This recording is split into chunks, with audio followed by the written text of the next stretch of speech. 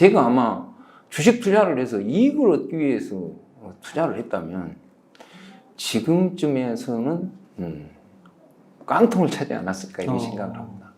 그래서 저는 여러분들한테 말씀드리고 싶은 것은 주식 투자는 본전이 대박이다. 본전을 하고 있으면 반드시 주식은 오른다.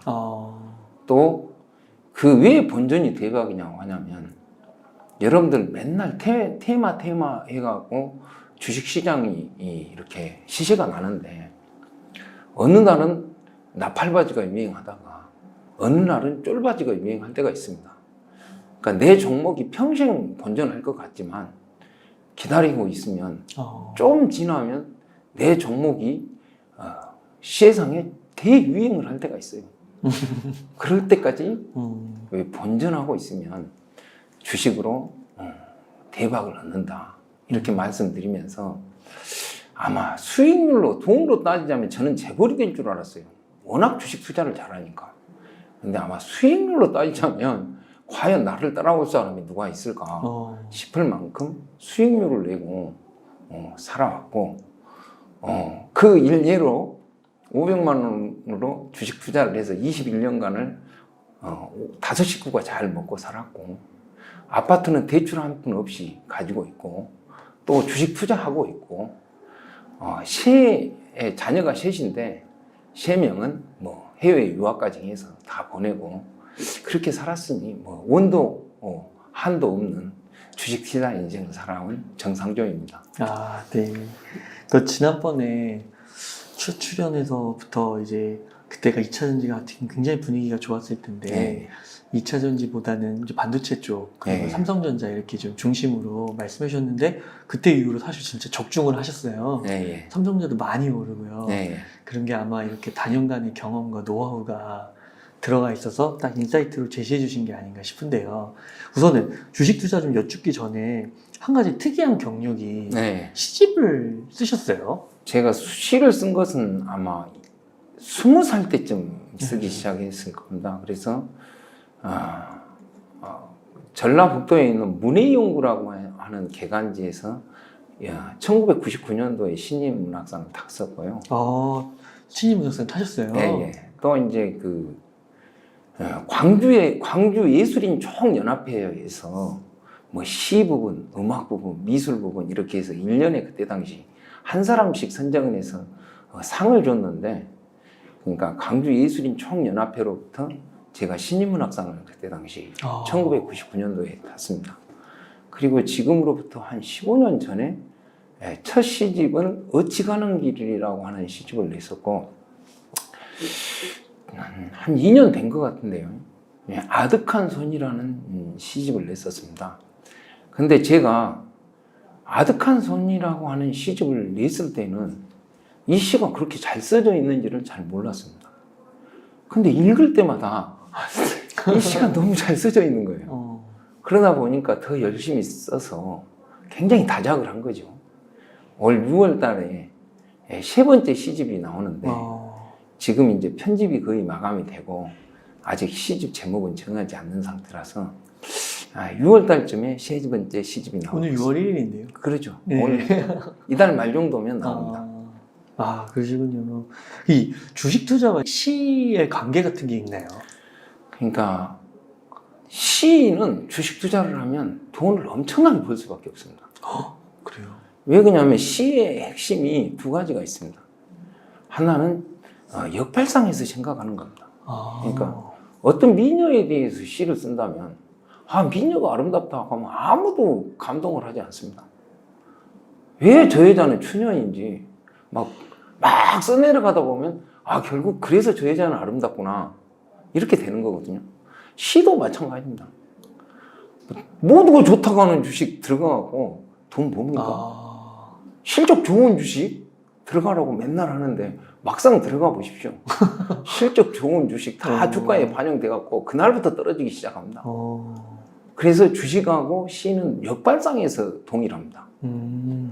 그리고 제가 제 사부가 아주 대한민국에서 소월 문학상을 타신 분이 한 분 계시는데 그분한테 사사를 받을 때 항상 귀에 못이 박히도록 들은 말이 뭐였냐면 관념어를 쓰지 말고 섬세한 언어를 쓰라는 것입니다. 그러니까 우리가 흔히 사랑 이렇게 하면 만약 풀꽃이 흔들리네? 뭐 이런 식으로 바꿔서 쓰는 겁니다. 그게 섬세한 언어를 쓰는 거죠. 주식 투자라고 하는 것은 섬세한 언어를 쓰듯이 섬세한 분석이 필요로 하는 것입니다. 그러니까 두리뭉실한 주식 투자는 절대 안 된다는 거죠. 이 두 가지 것에서 예술가는 주식 투자를 하면 정말 돈 벌 수 있는 소양을 가지고 있는 그런 측면이 있습니다. 저도 이렇게 주식 투자와 문학을 같이 하시는 분을 처음 뵌 것 같습니다. 그러면은 이제 주식 시장으로 넘어가서 네. 한번 질문을 드려보겠습니다. 요즘에 좀 증시 흐름이 네. 지난 출연 때보다도 좀 더 좋아진 것 같습니다. 네. 좀 어떻게 보세요? 전반적으로 보면요, 앞으로는 매우 좋아질 것으로 보여집니다. 그것은 뭐냐면 일단 반도체 종목들이 이렇게 굉장히 앞으로 견조한 상승세를 나타낼 수 있는 그런 요소들이 있습니다. 그런 요소들이 있기 때문에 여러분들께서 보시고요. 그 다음에 이제 2차 전지가 핵심 변수인데 그런 부분들은 제가 이제 다시 설명을 드리겠습니다. 여러분들 이제 반도체에 들어가서 제가 말씀드리자면 반도체는 두 가지 것을 주목을 해야 됩니다. 첫째는 하이닉스가 오르고 지금 삼성전자가 오르는데 모든 사람들이 회자하는 것이 GPT인가요? 챗GPT. 그런 쪽에 이제 중심에 맞춰서 1차적으로 오르는데 저는 예전에 삼성전자가 저점에 있을 때 왜 오른다고 이렇게 강력히 주장을 했었냐면 좀 다른 이유가 있었습니다. 첫 번째, 미국이 중국에 반도체 제재를 할 때 우리가 생각할 때는 무슨 장비를 못 들게 한다 막 이렇게 제재를 한 것 같지만 보이는데 그 핵심 중에 하나가 뭐냐면 미국 시민권자하고 영주권자는 중국 반도체 기업에 취업을 못하게끔 제한을 해버렸습니다. 그러니까 미국의 시민권자나 영주권자들의 굉장히 뛰어난 반도체 핵심 인력들이 중국에서 다 빠져나온 거죠. 그 두 번째 이제 그러다 보니까 대만에 있는 기술자들 중에 TSMC와 연관된 기술자 중에 핵심 인력들이 미국 시민권이나 영주권을 갖고 있는 사람들이 상당히 많았어요.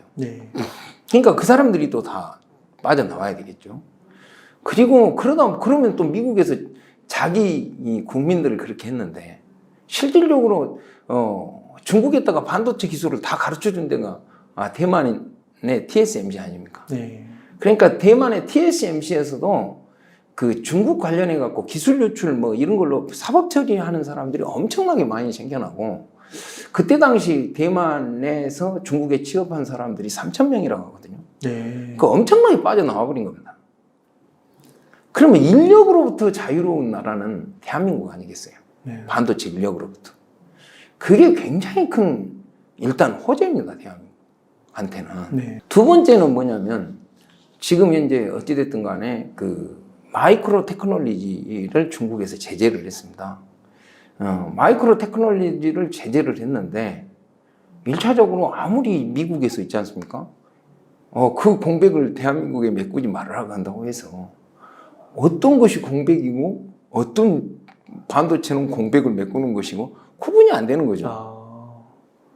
그러다 보니까 실질적으로 삼성과 SK 하이닉스는 당분간 굉장히 그 수혜를 받을 수밖에 없습니다.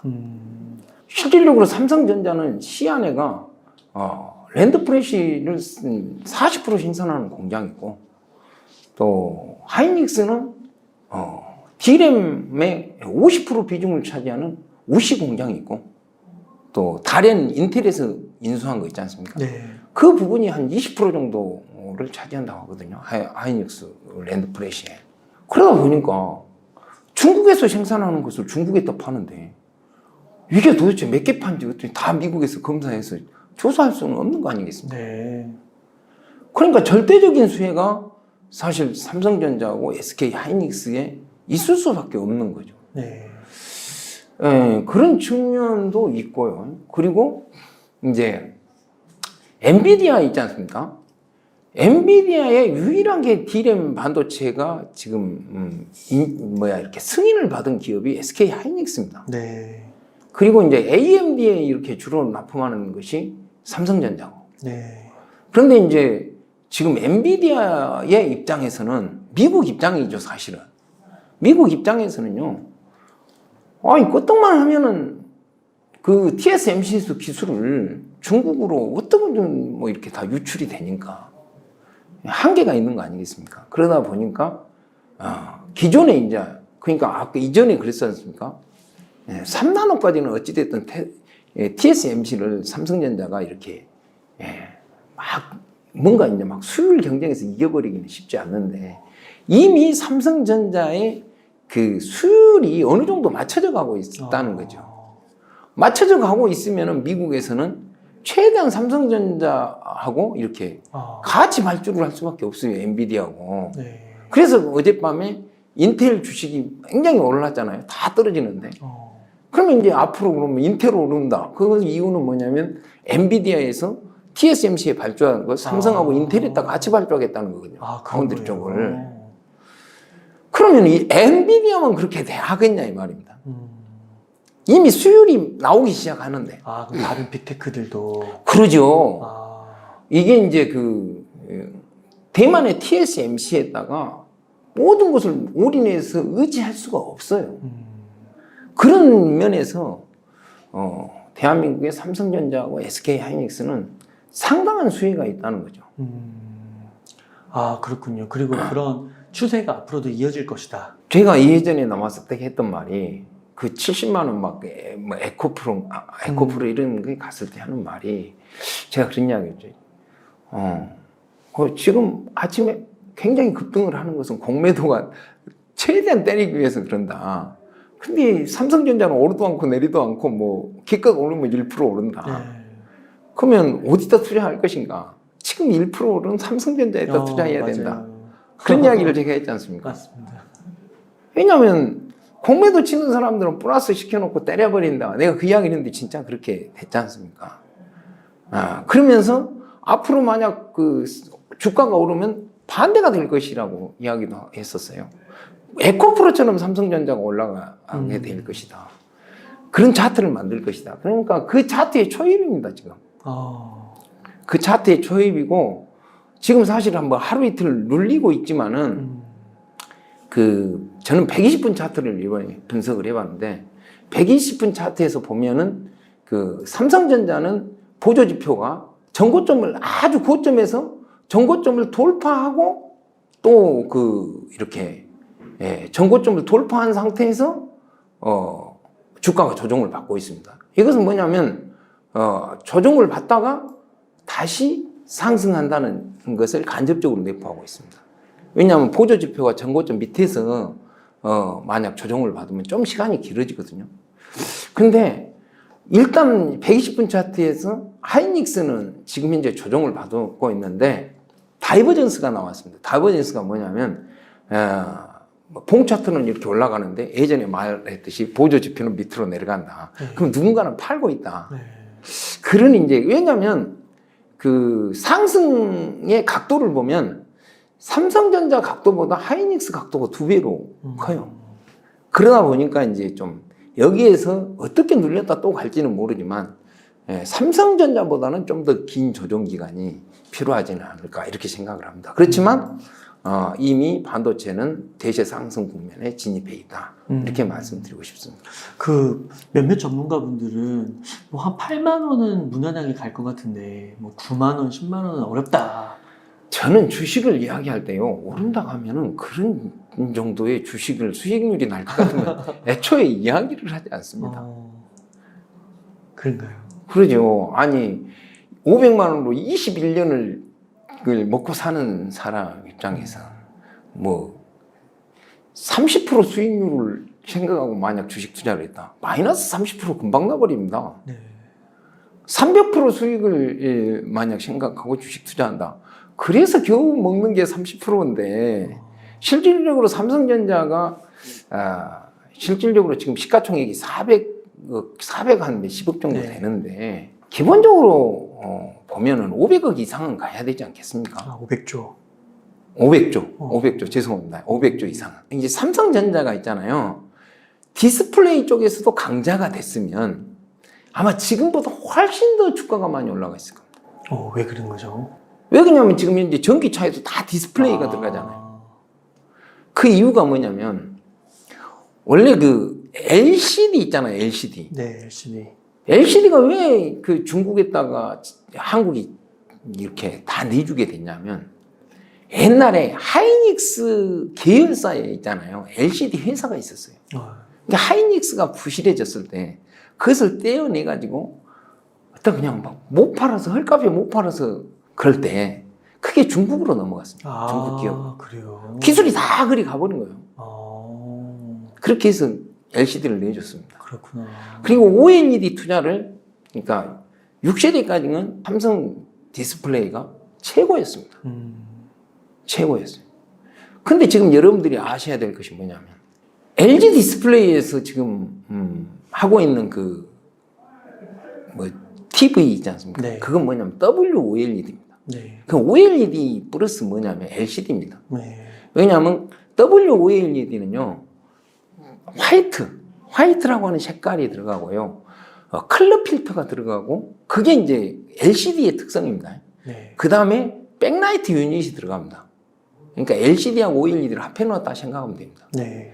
그리고 이제 삼성전자에서 QD OLED로 가고 있지 않습니까? QD OLED도 똑같습니다. WOLED하고. 그런데 뭐가 틀리냐면 그 원리가 약간 틀려서 약간 두께가 더 얇습니다. WOLED가. 그리고 WOLED에 비해서 QD OLED가 약간 얇습니다. 네. 그리고 더 밝습니다. 밝은 이유가 뭐냐면 WOLED는 빛을 배면 조사를 합니다. 그러니까 뒤쪽으로 비춰갖고 앞에 화면이 나타납니다. 근데 QD OLED는 앞으로 비춰갖고 이렇게 화면이 나타나요. 근데 WOLED하고 QD OLED를 이렇게 장점을 생각하기에는 별 차이가 네. 크지가 않습니다. 그래서 이게 삼성 디스플레이가 내가 최고다 하고 이렇게 내놓기에는 좀 그렇다는 거죠. 왜 이런 상황이 벌어졌냐면 삼성 디스플레이에서 6세대를 투자를 완공을 하면서 8세대로 갔었습니다. 8세대에 투자를 했어요, 실질적으로. 근데 이제 FMM이라고 있거든요. 아주 그 20마이크로 아주 얇은 겁니다. 그러니까 8.5세대가 얼마나 크기냐면 가로가 2.2m, 세로가 2.5m입니다. 그러니까 그 6세대보다는 훨씬 큽니다. 6세대는 한 1.5m 정도 가로가 그 정도 될 겁니다. 그러다 보니까 FMM이 이렇게 쳐져 버려가지고 제대로 이게 정착이 안 된 겁니다. 그래서 이 8세대 설비 투자를 했는데 실패를 했습니다. 네. 그 다음에 QD OLED로 갔는데 QD OLED 분야는 잉크제트 방식인데 잉크제트 방식인데 그 잉크젯으로 갔을 때 원래 이제 삼성 계열사에다가 그 장비를 발주를 했습니다. 그러니까 원래는 캐나다 업체가 있었는데 네. 거래하던 업체가. 그런데 계열사에다 장비를 발주해서 이것도 실패를 했는지 보수를 했는지 이렇게 뉴스는 안 나오지만 어찌됐든 QD OLED 있지 않습니까? 잉크젯으로 간 그 QD OLED의 정착 장비는 그 플라즈마 CVD, 플라즈마를 이용한 CVD 화학 정착 있잖아요. 네. 그 방식으로 해서 어플라이드 머티리얼즈가 납품을 했습니다. 네. 그러다 보니까 지금 현재 이제 8.5세대로 가지 않습니까? 그러면 이제 8.5세대로 간 게 아니라 8.6세대로 갑니다. 네. 그러니까 이게 이제 한 가로가 2.2m가 아니라 2.더 그것보다 더 커지겠죠. 가로 세로가. 그렇게 되는데 8.5세대로 이제 가게 되면서 만약 삼성전자가 이것에 성공하게 되지 않습니까? 그러면 다시 LCD 시장을 이렇게 굉장히 주름 잡을 수가 있는 것입니다. 네. 주름 잡을 수. 그런데 이제 실질적으로 삼성전자에서는 삼성 디스플레이에서는요. 지금 8.6세대에다가 4조 2천억을 투자를 한다고 합니다. 한 개 라인을 투자를 하는 거겠죠. 그런데 BOE에서는 지금 8세대에 때 얼마나 투자한다고 하고 있냐면 약 한 12조 정도를 투자한다고 하고 있습니다. 그런데 이제 중국 정부에서 하도 이제 BOE의 그 실적이 안 나오니까 이게 좀 투자 금액에 대한 제한이 들어가고 있습니다. 네. 그 이야기를 잠깐만 좀 BOE에 대한 에피소드로 한번 이야기하고 네. 그 8.5세대에 대해서 6세대에 대해서 이야기하겠습니다. 뭐냐면 BOE가 옛날에 막 그 6세대 그 OLED를 투자를 할 때 분명히 이제 우리나라 막 장비가 들어갔는데 그리고 막 뉴스에는 이 공장에서 이제 제품이 생산하면 뭐 애플로 들어갈 것이다. 뭐 이런 막 뉴스가 나오는데 실질적으로는 뭐가 안 되는 겁니다. 그러니까 한국에 있는 장비들이 자꾸 딜레이 되고 뭐가 안 되는 거예요. 그래서 제가 그 어떤 아는 사람이 BOE에 장비를 납품을 하면서 거기 들어갈 수 있는 공장에 들어갈 수 있는 권한이 있는 사람이 있어서 한번 그 사람한테 의뢰를 했더니 그 사람이 이제 저한테 온 답변과 또 그 외의 것들이 뭐냐면 공장에 들어가서 봤더니 장비는 엄청나게 쌓여 있는데 아무 시설 투자가 안 돼 있더라는 겁니다. 네. 그 이유는 뭐냐면 정부 지원금을 받기 위해서 모든 서류를 꾸미고 모든 장비는 받았지만 정부 지원금을 일단 받고 아직 시설 투자는 못 했다는 거죠. 네. 근데 뉴스에는 거기서 생산된다고 나오는 거예요. 그러니까 이게 중국의 특성을 좀 봐야 됩니다. 네. 2차 전지도 마찬가지입니다.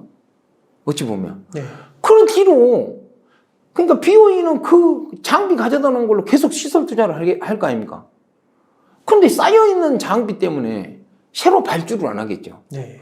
그러니까 한국에 있는 디스플레이 장비 기업이 딱 그 발주 이후에 아무 장비 발주가 없게 된 거죠. 네.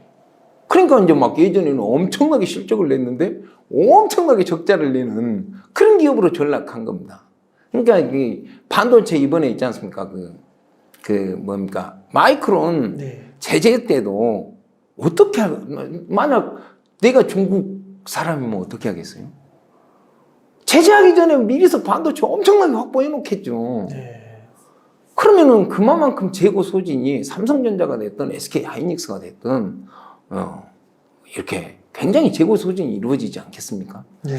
그런 측면을 보시면 2차 전지 부분에 있잖아요.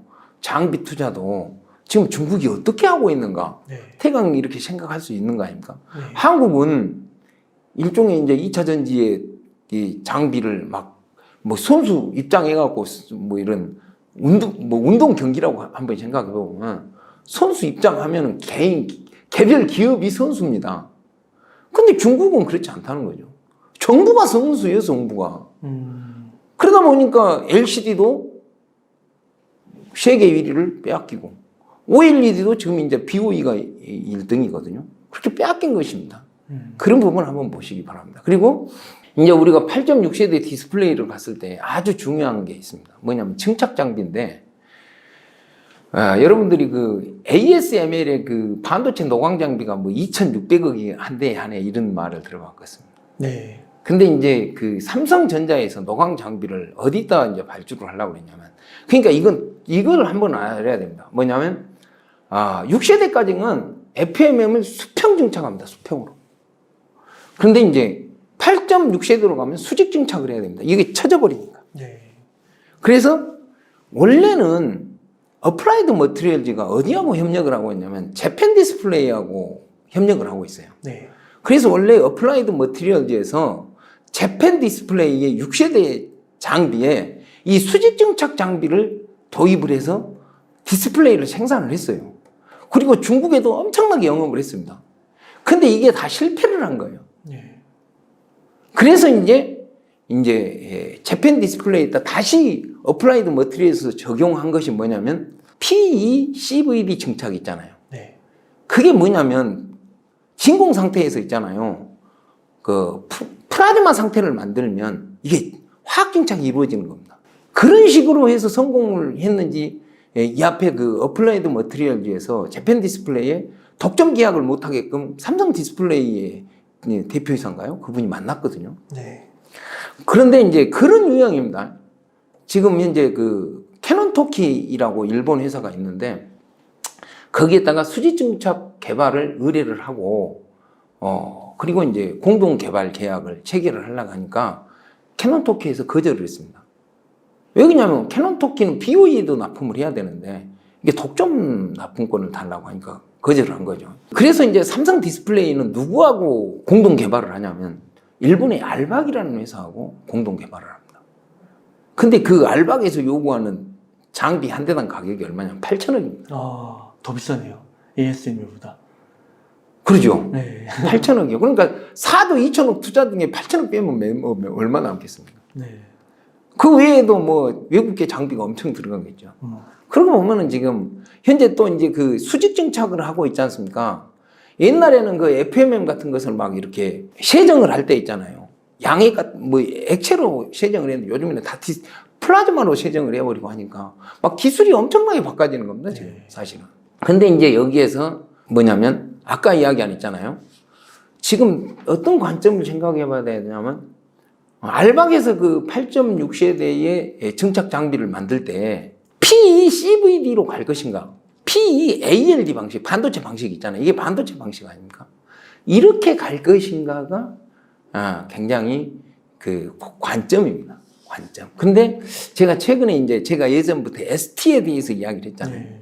ST가 한국핵융합에너지연구원으로부터 플라즈마 세계 최고 기술을 그 9년째 이렇게 공동 개발을 하고 있다고 그랬지 않습니까? 네. 그러니까 이제 지금 현재 앞으로 반도체나 이런 부분에 대해서 실질적으로 이제 그 플라즈마 기술이 핵심 기술로 이제 작용하고 있습니다. 네. 그냥 반도체 쪽에서는 왜냐면 웨이퍼가 막 3나노, 2나노로 얇아지다 보니까 이것을 다이싱 한다든가 식각을 하면 레이저로 하면은 열 손상이 가버려요. 네. 그럼 이게 문제가 생깁니다. 그러다 보니까 압력을 낮춰서 플라즈마로 이걸 외부 표면은 내부는 레이저로 자르고 외부 표면 있잖아요. 표면은 플라즈마로 자릅니다. 그러다 보니까 이제 플라즈마가 그리고 또 뭐 증착도 뭐 PALD 해갖고 뭐 증착 이야기도 있지 않습니까? 그래서 그런 증착 부분도 지금은 아까 이야기한 PECVD나 PEALD가 적용이 되고 있습니다. 그런데 이제 내가 왜 이것을 이렇게 깊숙이 분석을 했냐면 ST에서 국책과제로 이번에 공시 나온 것이 있어서 이걸 도대체 언제부터 했나요? 봤더니 2020년부터 4건의 국책과제가 있더라고요. 그게 뭐냐면 초고진공 플라즈마 챔버를 개발을 하는데 공동연구 이 주관사가 ST예요. 거꾸로 삼성 디스플레이 해야 되는데 근데 공동연구자가 삼성 디스플레이 그리고 한국핵융합에너지연구원 이 두 군데가 참여를 해서 이 공동연구를 해요. 그것은 제가 이제 이 부분이 도대체 이 챔버가 어디에 쓸까 했더니 그 알박에서 만든 그 있잖아요. 네. 그 증착 장비의 핵심 증착을 그러니까 OLED는 RGB 정록청을 증착을 하거든요. 네. FMM다. 그런데 이걸 플라즈마 상태로 증착을 한다는 것이죠. 이제 앞으로는 옛날에는 진공 상태에서 수평 증착을 했다면 지금은 수직 증착으로 가면은 플라즈마 상태에서 증착을 하게 되는데 그 앞으로 2025년부터 이게 이제 이 장비가 적용이 그러니까 8.6세대가 적용이 되거든요. 그러니까 2025년이면 앞으로도 2년 남았지 않습니까? 그러니까 이 개발 기간이 2024년까지더라고요. 그러니까 거기에 적용을 시키기 위해서 이 챔버를 개발을 지금 국책과제로 발주하지 않았나 이런 부분에 있어서 제가 이제 하여간 자고로 제가 모르는 것 빼고는 다 아는 사람이라서 이렇게 디스플레이 분야를 이야기해드리고 디스플레이를 이야기했으니까 또 한 가지만 이야기해드릴게요. 지금 삼성 디스플레이에서요 미국의 이매진이라는 회사를 2,900억에 인수를 했습니다. 네. 그것은 뭐냐면 AR, VR 있지 않습니까? 이것을 디스플레이를 만드는 회사입니다. 그것은 뭐냐면 그러니까 우리나라에서는 계속해서 뭘로 이제 이것을 증착을 하려고 하냐면 FMM으로 증착을 하려고 그랬어요. FMM. 근데 지금 현재 삼성 디스플레이에서 있잖아요. DMP에서 독점 이렇게 납품을 받는 FMM의 이 사이즈가 뭐냐면 20마이크로입니다. 네. 근데 이제 만약 이게 이제 AR, VR에 적용하는 FMM을 만들려면 3마이크로입니다. 3마이크로. 3마이크로에서 뭐 3000 ppi, 4000 pp이를 만들어내야 되는데 우리나라도 만들고 있습니다. 그럼에도 불구하고 이매진을 2,900억에 인수를 했어요. 그러니까 여기는 3,000 ppi, 4,000 ppi 디스플레이를 만들고 있습니다. 네. 어떻게 만드냐? 이제 그 FMM으로 여기는 안 되니까 그냥 실리콘, 그러니까 우리 반도체 기판처럼 있잖아요. 실리콘 기판에다가 그러니까 반도체를 해서 얼른 말하면 노광을 하듯이 반도체 방식으로 해서 구멍을 뚫어버리는 겁니다. 그러니까 여기에는 FMM은 세정을 해서 또 쓰고 할 수 있는데 이것은 딱 한 번뿐이 쓸 수가 없습니다. 그러니까 다른 방식으로 개발이 된다면 모르는데 많은 방식들이 돼도 잘 안 되고 앞으로는 될 수 있을 수도 있는데 그래도 이매진이 하고 있는 섀도우 마스크 부분이 뛰어나다고 생각하니까 이렇게 삼성 디스플레이에서 아마 인수를 하지 않을까. 그러면 앞으로는 또 AR, VR 시장이 열린다. 네. 이렇게 보고 있습니다. 아, 그때 AR, VR 시대가 열릴 때 이제 디스플레이가 들어가는 거군요. 예. 아, 그리고 그쪽에서는 그러면 삼성전자가 다시 잘하고 있는 거예요? 그러죠. 그래서 이제 삼성전자가 하고 있는 부분들이 보면은 이제 실질적으로 보면은 뭐 꼭 그 휴대폰만 아니 그 지금 현재 그 반도체만의 이야기가 아니지 않습니까? 삼성전자는. 그러니까 휴대폰이나 이런 부분들도 실질적으로 휴대폰이 삼성전자가 진짜로 이제 제대로 이제 어떤 남들하고 차별화되려면 삼성전자의 반도체부터 차별화되면은 네. 충분히 차별화될 수가 있는 거예요. 모든 부분이 다 그렇지 않습니까? 그렇게 된다고 봅니다. 아, 그렇군요.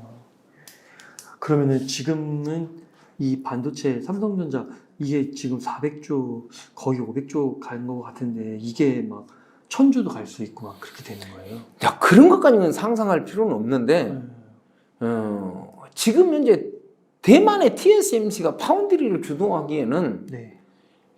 세계의 그 지정학적인 위치라든가 또 그 인력들이 그냥 중국에 막 기술 유출을 하는 수준이 사실 그 미국 입장에서 보면 심각하지 않겠습니까? 그래서 이게 이제 삼성전자가 수율만 개선된다면 일단 여기서 저기서 뭔가 발주를 해서 삼성전자가 수주를 받게 되면 반도체는 그 수주 받을 때마다 올라가지 않겠습니까? 네. 지금 현재 처음 엔비디아 이야기 뭐 이런 이야기들이 또 뭐 한 가지씩의 그 내부적으로 작동하는 호재들이 작동해서 올라가는 초기 단계인데 그 종목을 가지고 뭐 500조가 가냐 몇 조가 가냐 이런 것은 볼 필요가 없이 그냥 이제는 기술적 분석에서 보면서 있잖아요. 어디가 기술적 분석에서 고점이면 그냥 고점에서 매도를 하는데 제가 맨 처음에 여기 방송했을 때 한 말이 있을 거예요. 주식은 고점이다 싶으면 한 2년 조정한다. 아, 맞아요. 고점에서 딱 떨어지면 내일 반등하겠니? 대부분 2년 조정합니다. 삼성전자나 하이닉스 2년 조정했습니다. 네. 그러면 앞으로 상승했어요. 어떤 파동이 나올까요? 이 옛날에는 있잖아요. 상승 파동 2년, 하락 파동 2년이었어요. 네. 그래서 4년 파동이었어요. 근데 지금은요. 상승 파동 한 반년, 1년. 그리고 조정 파동 2년. 이런 식으로 갑니다. 조정은 길게 하는 사람 정말 어렵게 만들고 상승파는 짧게 나오는 반면에 어마어마하게 나오고 이런 특징이 있습니다. 그래서 앞으로 적어도 한 6개월 정도는 상승파가 나온다 이런 관점에서 봐야 되지 않겠습니까? 이제 막 그 오랜 기간 조정받다 이제 반등하는데 벌써 고점 논리를 찾으면 그건 좀 투자가 아니라고 봅니다. 그러면 장기적으로는 TSMC도 넘는 건가요? 그런 부분은 실질적으로 이제 그 D램에 있잖아요. D램하고 랜드프레시에 재고가 어떻게 소진되냐 하는 겁니다. 그러니까 단기적으로 좀 조정받을 수 있는 소지는 뭐냐면 뭐 이런 많은 호재가 있음에도 불구하고 아직도 그런 반도체 가격들이 좀씩 떨어지고 있다는 겁니다. 네. 떨어지고 있기 때문에 2분기에 있잖아요. 2분기에 실적 발표할 때 재고 자산이 얼마나 늘었나 줄었나를 보면은 이게 앞으로 어떻게 크게 갈 것인가 말 것인가가 결정되지 않을까 이렇게 생각을 합니다. 그러면 지금은 2차 전지도 조정을 받는 것 같은데 2차 전지도 그러면 2년을 가는 거예요? 2차 전지 부분은 여러분들이 이제 저는 좀 냉정하게 말씀을 드리고 싶습니다. 네. 2차 전지 차트를 보시면 이런 게 있습니다. 2차 전지를 보시면 그 예전에도 제가 맨 처음에 나와서 이야기했을 겁니다. 이렇게 쭉 올랐습니다. 그리고 떨어졌습니다. 떨어질 때 뭐가 핵심이냐면요. 보조지표가 25 이하로 들어가냐 안 들어가냐가 중요합니다.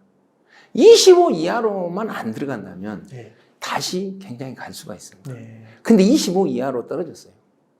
그리고 다시 쭉 올랐습니다. 25가 25일선 말씀하시는 거예요? 아니야. 그 보조지표에 심리선이 있습니다. 네. 그리고 이제 그 쭉 올랐어요.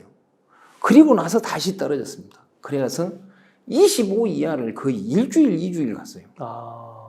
그러니까 25 이하로 일주일을 갔다. 그러면 그 다음은 파동이 폭락 파동이 나온다. 이런 개념을 약간 마음속에 가져야 됩니다.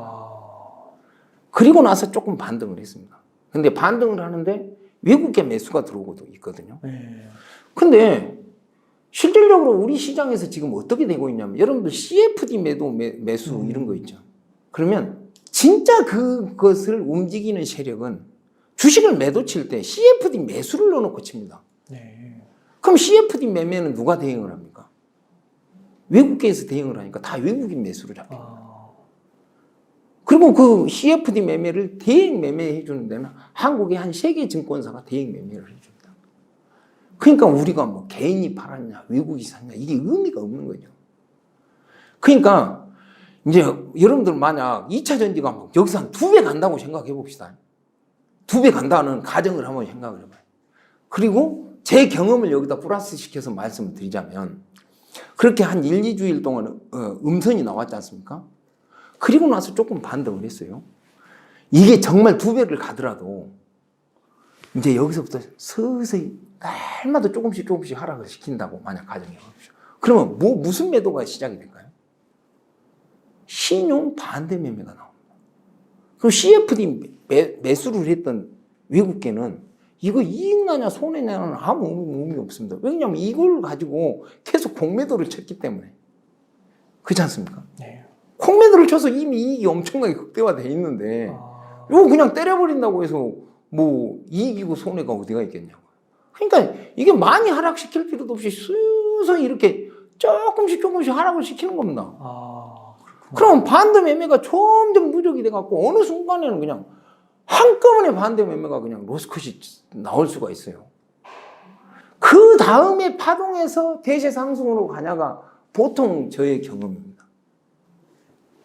그러니까 제가 이제 이렇게 말씀드리자면 옛날에 있지 않습니까? 여러분들이 보시면 반도체하고 디스플레이하고 지금 현재 2차 전지 섹터를 한번 봐보세요. 15년 전에 LG 디스플레이 주가가 5만 원대였습니다. 15년 전에. 그때는 지금 2차 전지가 뭐 전기차가 세상을 덮어버릴 것처럼 디스플레이가 세상을 덮어버린 만큼 똑같은 이런 세상 주식 투자 이야기가 있었고 분석이 있었습니다. 근데 15년이 지난 지금 LG 디스플레이 주가는 16,000원 정도. 그것의 차이는 뭐냐? 근데 삼성전자가 2년 떨어졌다가 그러니까 떨어진 거 가지고 그게 아닙니다. 왜냐하면 삼성전자 액면 분할을 했잖아요. 네. 액면 분할해갖고 이상 급등해갖고 그걸 조정을 좀 받은 것이지 삼성전자는 거의 조정 없이 오른 거나 마찬가지입니다. 네. 그럼 어디에서 그것이 귀결이 되냐면 진입장벽에서 귀결이 됩니다. 어떤 진입장벽이 있냐? 네. 그러면 우리 2차 전지 지금 현재 있지 않습니까? 진입장벽이 디스플레이보다 높을까요? 낮을까요? 많은 분들은 좋게 보시는 분들은 되게 높다고 보시는 것 같아요. 안 그렇습니다. 그러니까 반도체는 굉장히 진입장벽이 높고요. 그 다음에 디스플레이는요. 아무리 높게 쳐줘도 진입장벽이 반도체의 3분의 1도 안 되고 제가 보는 거예요. 다른 사람은 어떻게 볼지 모르지만 2차 전지는요. 디스플레이보다 진입장벽이 낮습니다. 그래요? 그래서 2차 전지 같은 경우에는 어찌됐든 첫째는 디스플레이보다 진입장벽이 낮다는 것하고 디스플레이 이건 개인적인 개념입니다. 그리고 첫째는 지금 영업 마진이 막 대량으로 생산을 한다는데 급격히 추락하고 있습니다. 그리고 또 두 번째 제가 한번 이제 분석에 대해서 말씀드릴게요. 제가 예전에 지금 현재 제2의 삼성전자 이야기 많이 들어보셨습니까? 네. 뭐 제2의 삼성전자처럼 될 것이다. 네. 이런 이야기 있었죠. 제2의 삼성전자를 세상에다 유행시킨 사람이 누군지 아십니까? 제가 유행시켰습니다. 아, 그러세요? 왜냐하면 제가 사이버 애널리스트 단할 기준 매출 전국 1위를 할 때가 있었는데 네. 그때 무엇으로 1위를 했냐면 제2의 삼성전자라는 타이틀로 분석을 해서 그 사이버 애널리스트 매출 1위를 했었습니다. 그러니까 그런데 그때 제가 분석을 하면서 결국 계속해서 제2의 삼성전자를 찾았을 거 아닙니까? 결국은 뭐냐면 제2의 삼성전자는 항상 삼성전자보다는 못하더라는 것입니다. 제2의 삼성전자 투자할 바에는 삼성전자 투자하는 게 훨씬 낫다는 결론. 그러니까 지금 여러분들이 제2의 삼성전자라고 뭐 꿈꾸지 말고 차라리 삼성전자 투자하는 게 낫습니다. 네. 요즘 그런 그 시기가 있고요. 두 번째는 뭐냐면 제가 예전에 제2의 삼성전자를 찾았는데 나는 왜 주식으로 손해를 봤을까? 그런 이야기 내가 한 적이 있었죠. 그래서 제가 어디에서 저 결론을 얻었을까요? 자본총계 논리로 결론을 얻었다 그랬지 않습니까? 자본총계를 분석을 해서 제가 500만 원으로 돈을 벌기 시작해 전업을 해서 돈을 벌기 시작했다 했는데 2차전지 종목이 오른다 내린다를 떠나서 여러분들이 앞으로 2차전지 주가의 어떤 만약 기준점을 제시한다면 뭐 에코프로 BM이냐 에코프로니 막 나는 그런 게 아닌 것 같고 LG화학의 주가가 어떻게 되느냐가 중심이 될 것 같아요. 뭔가 그런 거죠. 왜냐하면 LG화학 계열사의 LG에너지 솔루션이 있고 또 LG에너지 솔루션에서 나름대로 좋은 것은 다 LG화학에서 납품을 받은 부분들이 있을 거 아닙니까? 근데 이게 여러분들이 알지 모를지 모르겠는데 2차 전지가 일정 부분은 있잖아요. 석유 정제 시설하고 약간 비슷한 부분이 있습니다. 그러니까 지금 현재 있잖아요. 원유를 정제하는 회사들 있지 않습니까? 네. 뭐 지금 주가가 다 엄청나게 하락했습니다. 그 이유는 뭐냐면 지금 그 정제 시설의 그 마진이 있잖아요. 엄청나게 축소가 돼 있습니다. 공급 과잉이 돼가지고. 네. 그러니까 너무 많이 시설 투자를 한 거죠. 거기다가 이제 만약 그 우크라이나 러시아 전쟁이 끝나면 유가는 급락하게 돼 있습니다. 유가가 급락하면 전기차 주식 오를까요? 유가 하락하면 유가 쪽으로 갈 것 같은데요. 그러니까 정제 마진도 네. 갈수록 안 좋아지는 거예요. 그러니까 정제 마진 쪽의 매출이 너무 줄어드는 거예요. 그러니까 그 LG화학 매출을 보면요. 1분기에 작년도 1분기에 11조 5천억이었습니다. 네. 근데 올해 1분기에 14조 4천억이었어요. 네. 근데 영업이익이 어쩌냐면 작년도 1분기에 1조 원이었습니다. 근데 이번 1분기에 7,900억이었습니다. 네. 그러니까 매출은 한 30% 늘었는데 영업이익. 거꾸로 영업이익은 30% 줄었지 않습니까? 네. 그러니까 이게 일종의 영업 마진이 급전직하로 지금 하락하고 있다는 부분입니다. 그러니까 여러분들 뭐 2차 전지 하면 다 LG화학 이야기하는데 주식은 절대 안 오르지 않습니까? 앞으로도 오를까요? 그 영업이익이 그렇게 좀 적은 거는 재투자를 많이 해서 그런 거 아니에요? 그러니까 재투자를 많이 해서 영업이익률이 줄잖아요. 그럼 재투자를 다 끝나면 어떻게 되겠습니까? 투자 끝나면요.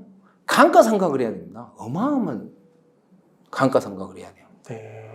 그리고 나면 또 투자금에 대한 이자가 있을 거 아닙니까? 초창기에 영업이익률이 한 30%, 15% 확보되지 않는 상태, 3%, 4%에 대해서 뭐 재투자 아무리 많이 해도 그것으로 무슨 성장성을 가지고 그 철강이지. 철강이 얼마나 그 어려운 줄 아십니까?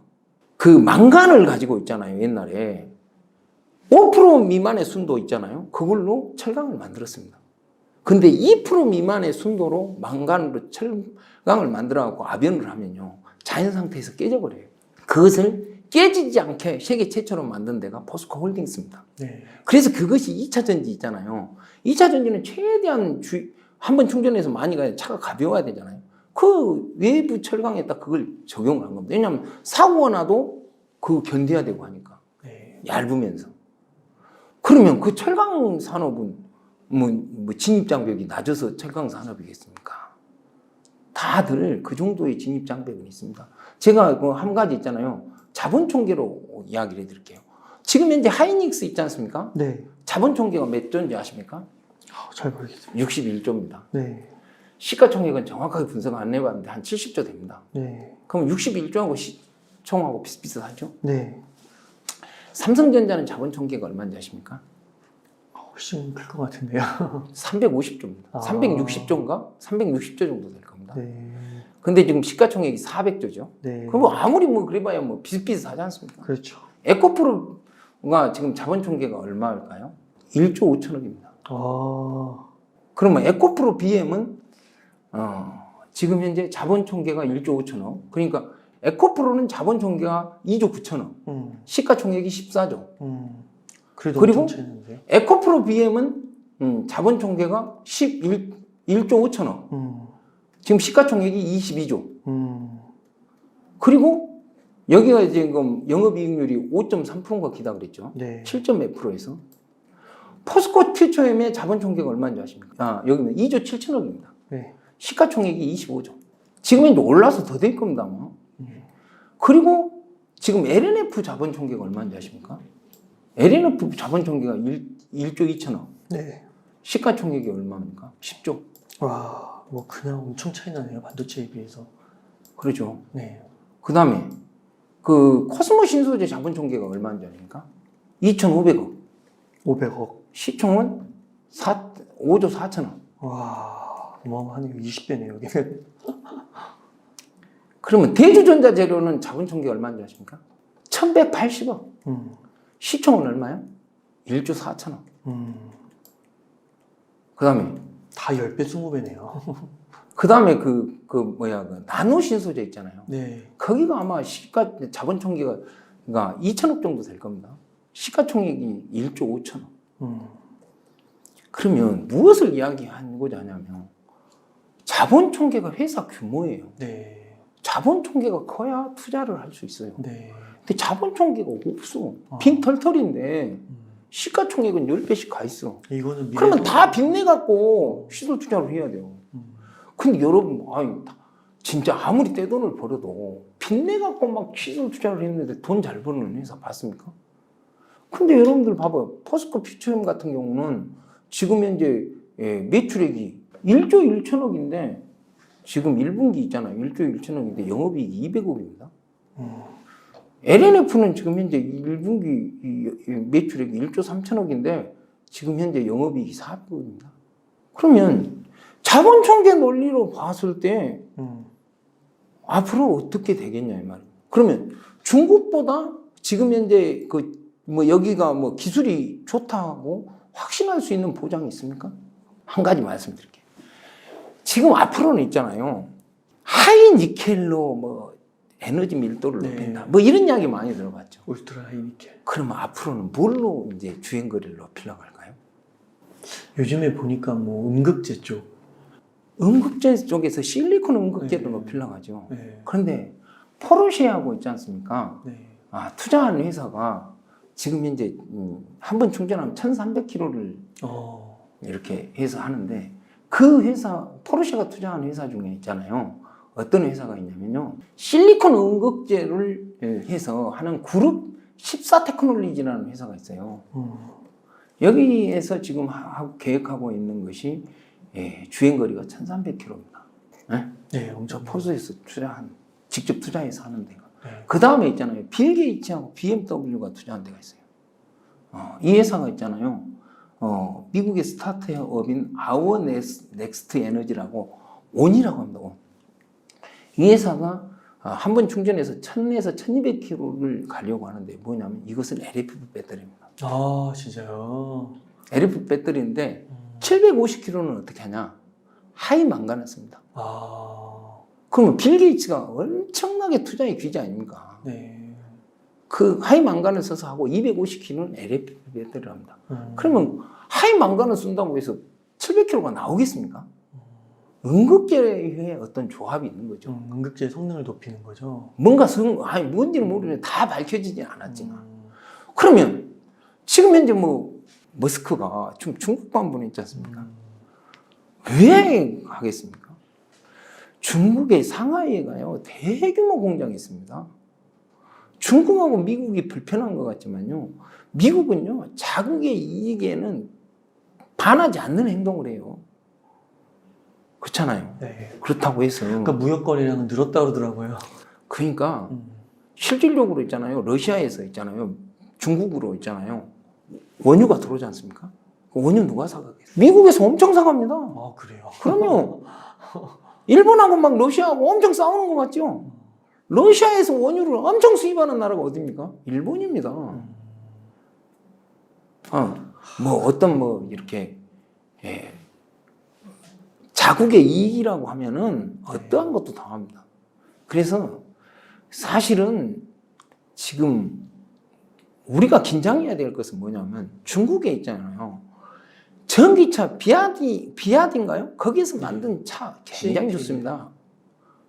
근데 그 주식이요, 지금 주봉 차트에서 최저점입니다. CATL 지금 주봉 차트에서 완전 저점입니다. 계속 떨어졌어요. 왜 아니 우리보다 한 10분의 1도 모자란다고 합시다. 그래서 전기차 중국에서 탑이고 세계가 알아주면 되잖아.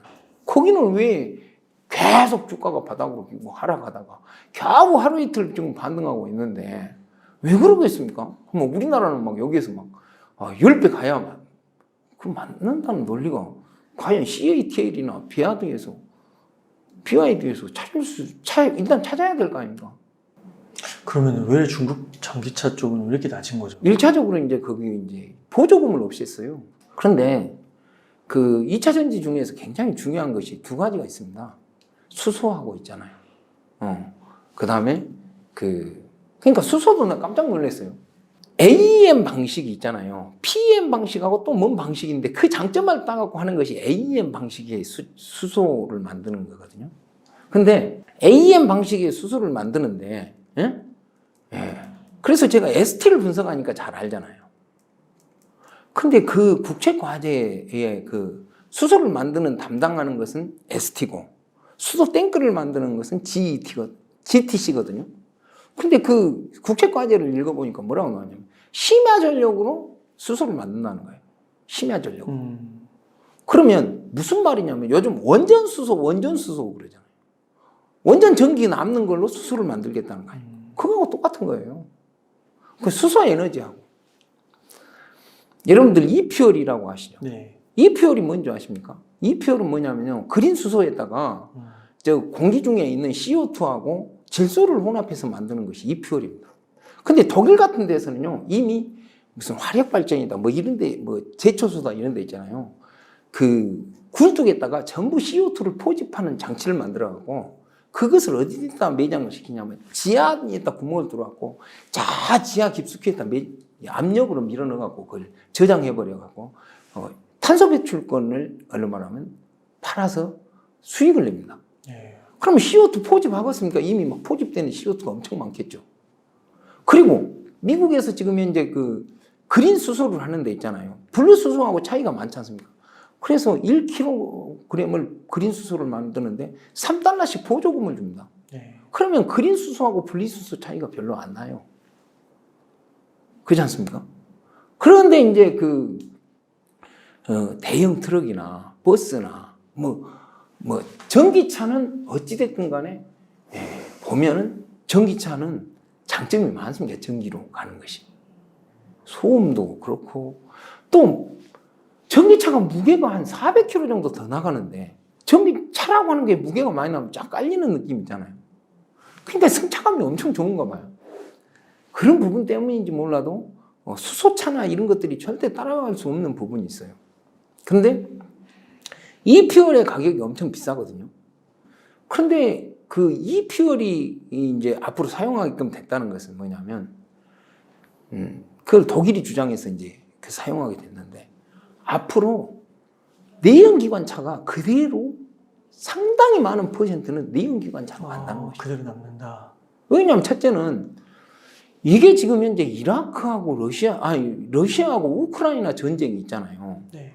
사실은 이 전쟁을 하고 있으면 미국에서는 유가나 가스에 엄청난 이익이 오는 거 아니냐고. 셰일가스 팔고 하는 부분인데 또 러시아도 그렇잖아요.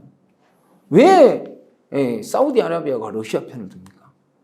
미국이나 이런 유럽에서 계속 탄소 제로를 해갖고 전기차로 가버리고 내연기관차 못 쓰게 하는데 그러면 사우디는 어디다 기름 팔아서 먹고 살겠습니까? 네. 그런 부분이 있지 않습니까?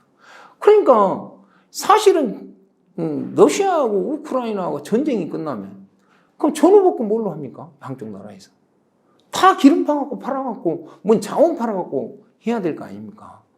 누가 원조도 하겠지만 그러다 보면은 전 세계적으로 전기차 보급 대수가 늘어날수록 유가는 급락할 수밖에 없는 거죠. 그러면 유가가 급락하면 전기차 팔리는 속도가 예전하고 똑같냐고요? 절대 그러지 않다는 거죠. 그리고 내연기관차 그 EPR이지 않습니까? 그것도 이제 앞으로 이게 이제 그 생산 속도가 빨라지면 절대 무시할 수 없다는 거죠. 네. 그러니까 옛날에는 그냥 온 지구가 다 전기차로 덮어볼 것이다 해서 아니다. 이제는 내연기관차가 그대로 간다.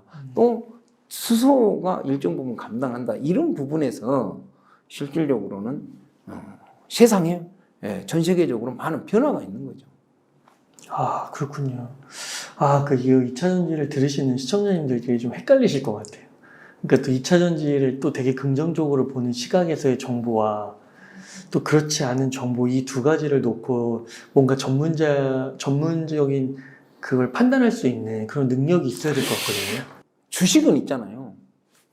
실질적으로 한 90% 정도는 부정적인 시각에서 보고 보는 게 맞아요. 10% 정도 긍정적으로 본다면 90% 그 부정이 어떻게 긍정으로 돌아설까를 분석하는 것입니다. 그래야 잃지 않는 투자라는. 그러죠. 그런데 90%를 긍정을 해놓고 10%를 부정을 했다 이 말입니다. 여러분들 음극재 회사가 이 회사뿐입니다. 이거 엄청나게 올라간다 해봐요. 음극재가 어떻게 바꿔진다고요? 흑연에서 실리콘으로 바꿔지면 산업 전반이 바꿔져 버린 거 아닙니까? 네. 흑연 음극재가 있잖아요. 차지하는 비중이 10몇 %예요. 네. 그러면 10몇 % 그거 갖고 뭔 돈을 봅니까? 안 그래요? 네. 첫째는 생각해봐요. 대규모 시설 투자를 해. 그리고 누구나 투자를 해. 어디나 투자를 해. 사실은 우리가 생각하면 이렇게 말하면 참 기분 나쁘겠지만 어떻게 보면 막 그런 뉴스가 너무 많이 나잖아요. 그렇게 좋은데 왜 미국에서는 직접 투자 안 합니까? 안 그래요? 그런 부분들을 한번 보시고 일단 주식은요 이유야 어떻든 부정적으로 분석하는 것을 조금 해서 긍정을 찾아가는 겁니다. 저는 그렇게 주식을 보고 있기 때문에 긍정이 90%다. 저는 그거 아예 안 믿습니다. 그걸 보고 듣기는 해도. 네. 그러면 2차 전지보다는 반도체 쪽이 유망하다고 보시는 거예요? 주식은요 진입장벽입니다. 삼성전자가 이제금까지 살아남았었던 것은 그러잖아요. 치킨 게임을 왜 합니까? 진입장벽이 높은 데서 치킨 게임을 하는 겁니다. 진입장벽이 낮은 데서 치킨 게임이 됩니까? 계속 들어오는 거죠. 그럼 2차 전지가 치킨 게임을 할까요? 할 분야가 아니라는 거죠, 2차 전지는. 그러니까 뭐가 좋다를 떠나서 어떤 종목을 분석을 할 때 얼마나 진입장벽이 강하냐 이걸 봐야 됩니다. 진입장벽으로 결국 제가 인데카인 주식 투자를 해보니까 어떤 아무리 좋은 종목을 투자를 해도 갑자기 대주주 리스크가 나타나서 평생 못 오르는 종목이 엄청 많습니다, 우리나라. 그런데 그런 모든 것을 극복하는 것은 진입장벽이더라고요. 그런 관점에서 보면 될 것 같습니다. 혹시 일본에서 반도체 라피더스인가요? 라피더스인가? 그거 혹시 아시나요? 일본에서도 막 앞으로 반도체 회사 만든다고 그러고. 그러죠. 막 중국도 하고 미국도 그러죠. 하고 유럽도 하고. 일본도 그렇게 들어가지 않습니까? 근데 삼성전자도. 근데 이제 그 부분을 한번 생각해 봐야 될 것이 이게 있습니다. 미국의 그 반도체 규제보다 더 긴장하는 것이 중국이 긴장하는 것이 일본의 반도체 규제입니다. 일본에서 만약 반도체 부분을 규제를 하잖아요, 중국에. 그러면 굉장히 영향이 엄청나게 커집니다. 왜냐하면 사실은 그 소재의 핵심도 다 일본에 가 있고 장비의 우리 막 AMSL 하니까 막 네덜란드 뭐 이런 것만 생각하지 그 외의 장비는 거의 뭐 일본에서 핵심 장비가 다 있습니다. 그렇지 않습니까? 네. 근데 이제 미국에서 중국을 규제를 하다 보니까 뭐 물론 이제 막 D램도 생산하고 랜드프레시도 생산하고 뭐 파운드리도 생산하고 그런 것도 있겠지만 근본적으로 일본은 굉장히 고부가가치의 그 반도체 산업이 아직 있는 거 아닙니까? 그게 없더라도.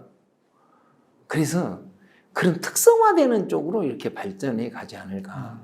그러니까 향후에 막 한 5년 있다가 이럴 때 보면 공급 과잉 이슈 너무 먼 미래일까요? 그렇게 이제 이전부터 그 이야기를 많이 했지 않습니까? 그런데 지금은 우리가 생각할 때 너무 투자를 많이 하니까 공급 과잉 부분에 대해서 생각할 수 있고 지금도 공급 과잉이니까. 그런데 지금 전반적으로 반도체를 엔비디아 있잖아요. 챗 GPT인가 이런 것으로 해서 엔비디아 주가가 엄청 오르는 것처럼 반도체 수요가 지금 어떤 전자기기마다 폭발적으로 뭔가 증가하고 있습니다. 그러니까 이게 이제 이렇게 정치적인 입김에 의해서 반도체 산업이 좌우된다는 것이 그만큼 중요한 산업 아니겠습니까? 그러니까 이게 정치적인 의미에서도 보호받을 수 있는 것이 또한 반도체에서 합니다. 다른 것은 그냥 망해도 금방 만들 수 있지만 반도체는 그렇지 않기 때문에. 그럼 혹시 반도체 쪽에서 막 요즘에 보면 흐름이 좀 좋은 게 소부장, 뭐 한미 반도체, 뭐 동진 세미캠 막 이런 반도체 소부장 쪽은 좀 어떻게 생각하세요? 그러니까 이게 있습니다. 그 한미 반도체는 지금 시가총액이 2조 한 5천억 정도 될 것이고 주성 엔지니어링은 뭐 기껏해야 7,600억 될 것입니다. 근데 이제 그게 있어요. 이게 이 장비가 전 세계 탑이냐 아니냐의 차이예요. 이 장비가. 근데 그 한미 반도체를 보자면 영업이익으로 보자면 엄청나게 고평가되어 있어요. 주성 엔지니어링을 보자면 또 너무 대접을 못 받는 것 같고. 그런데 사실은 이제 그래서 이제 탑이냐 아니냐인데 먼저 이제 이렇게 시설 투자가 전체적으로 늘어나다 보니까 반도체 종목의 주가도 상당히 많이 상승을 해서 실질적으로 상당히 고평가돼 이제 실질적인 분석에서는 고평가된 부분이 있습니다.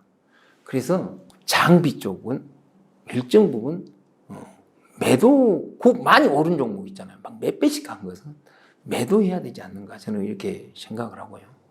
그러니까 이렇게 보시면 돼요. 주식이 막 대세 상승으로 가잖아요. 제가 왜 25년을 살아남았냐면 주식이 계속 떨어지잖아요. 그러면 중심주로 들어갑니다. 뭐 한미 반도체 뭐 이런 걸로 들어가요. 한미 반도체가 6천 지금으로 말하면 6천원 7천원 할 때 맨날 그것만 갖고 살았어요.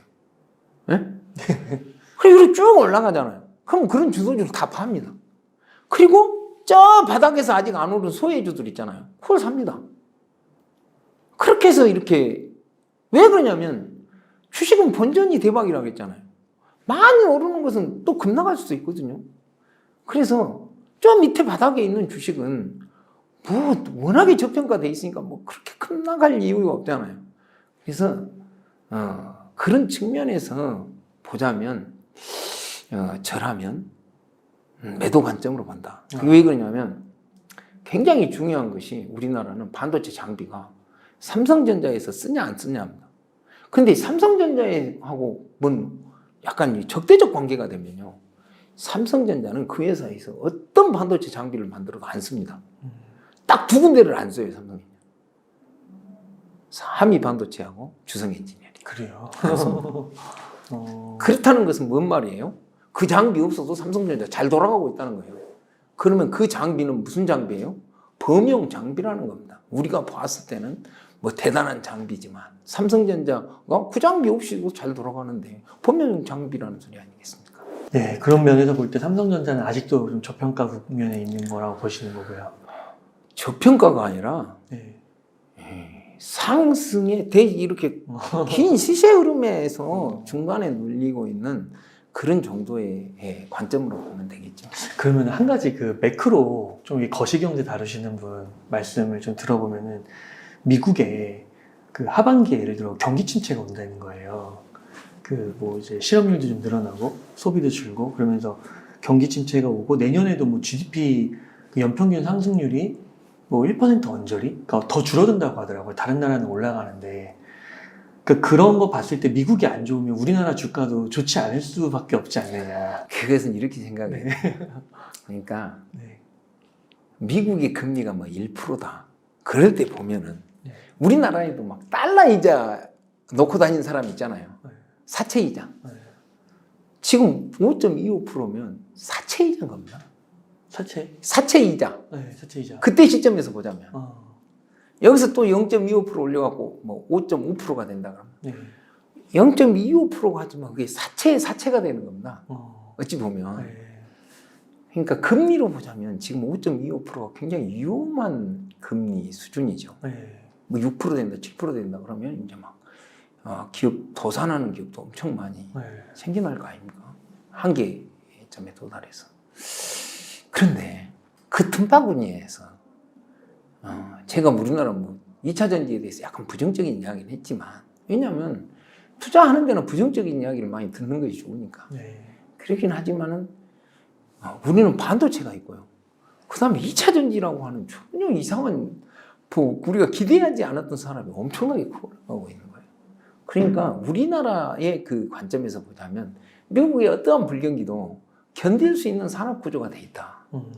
그렇기 때문에 지수는 대세 상승 관점에서 봐야지 그 하락 관점에서 보면 안 되지 않는가 이렇게 생각하고 또 한 가지 일례로 내가 말씀드리자면 얼마 전이죠. 뭐 그렇게 오래되지 않는 상황에서 나하고 어떤 주식 투자의 의견이 갈리는 사람이 있었습니다. 한 사람은 당신은 왜 시골 미녀를 데려다가 목욕을 시키고 화장품을 발라서 야, 이 사람 미녀다 이렇게 하려고 하냐. 그 투자 잘못됐다. 나는 이미 미녀인 여자한테 더 화려하게 옷을 입혀서 이거 진짜 미녀다 이렇게 하는 투자가 옳다. 이렇게 하는 분이 있었습니다. 근데 사실 시골 미녀라고 생각해보면 엄청 저평가되어 있다는 소리 아닙니까? 그러니까 너무 저평가되니까 돈을 많이 투자할 수 있지만 이미 많이 올라간 주식들, 이미 남들이 다 알고 있는 미녀는 너무 고평가 일단 돼 있다 보니까 주식 투자가 망설여져서 많은 돈을 투자할 수가 없습니다. 그 시간이 한 1년 지나고 나서 보니까 그분은 너무 주식에 많이 물려 있더라고요. 그냥 미녀라고 주식을 샀는데 떨어지면 못 팔고 떨어지면 못 팔고 떨어지면 못 팔고 또 미녀라고 사서 오르면 있잖아요. 진짜 좋은 막 전기차 종목이 대세 상승을 했지 않습니까? 그런 종목이 상승해도 몇 프로 이익을 못 보고 팔아버리는 것입니다. 그러니까 주식은 누가 뭐라 그래도 오랜 경험으로 봤을 때는 아주 저평가된 종목이 주식 투자하는 게 맞고 아까 이야기한 저평가됐지만 성장성이 극대화되고 진입장벽이 극대화되는 그런 종목이 맞다.